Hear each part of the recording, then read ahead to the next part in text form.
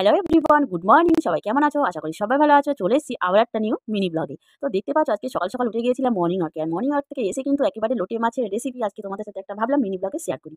তো চলো, দেখতে পাচ্ছ এখানে লোটে মাছ, ধনেপাতা আর আমি নিয়ে নিয়েছি লাল লাল টমেটো। তো লাল লাল টমেটো দিয়ে ধনেপাতা দিয়ে মাছটা রান্না করলে জাস্ট জমে যাবে। তো দেখতেই পাচ্ছ এখানে কিন্তু আলুগুলো আমি কেটে নিয়েছি। আর তারপরে মাছগুলো কাটার পরে সুন্দর করে জল দিয়ে ধুয়ে নিয়েছি। তারপরে আমি দিয়ে দিয়েছি পেঁয়াজ কুচোনো, টমেটো, আদা, রসুন, জিরে একসাথে আমি পেস্ট করে রেখেছিলাম, সেটাকে আমি দিয়ে দিয়েছি। আর তারপরে দিয়ে দিচ্ছি হলুদের গুঁড়ো, শুকনো লঙ্কা গুঁড়ো, আর আমি দিয়ে দিচ্ছি কাঁচা চেরা লঙ্কা। আর দিয়ে দিচ্ছি স্বাদ মতো লবণ। ভালো করে দেওয়ার পরে কিন্তু আমি তেলটা দিয়ে দিচ্ছি। আর তেল দেওয়ার পরে উপরে ধনেপাতাটা ছড়িয়ে দিয়েছি। দেওয়ার পরে ভালো করে কিন্তু হাত দিয়ে মাখিয়ে নিতে হবে। যেহেতু এটা হাত মাখা চচ্চড়ি, খুবই ভালো হয়, অসম্ভব খেতে হয়। তারপরে আমি দিয়ে দিচ্ছি একটু জল। তো জল দেওয়ার পরে দেখতে পাচ্ছ কি সুন্দর একটা হয়ে এসছে। তো চলো এখন আমি ঝটাপট রান্নাটা করে নিই। তো দেখতে পাচ্ছ গ্যাসে বসিয়ে দিয়েছি আর আমার মাছের চচ্চড়িতে এক্কেবারেই ফুটে গেছে।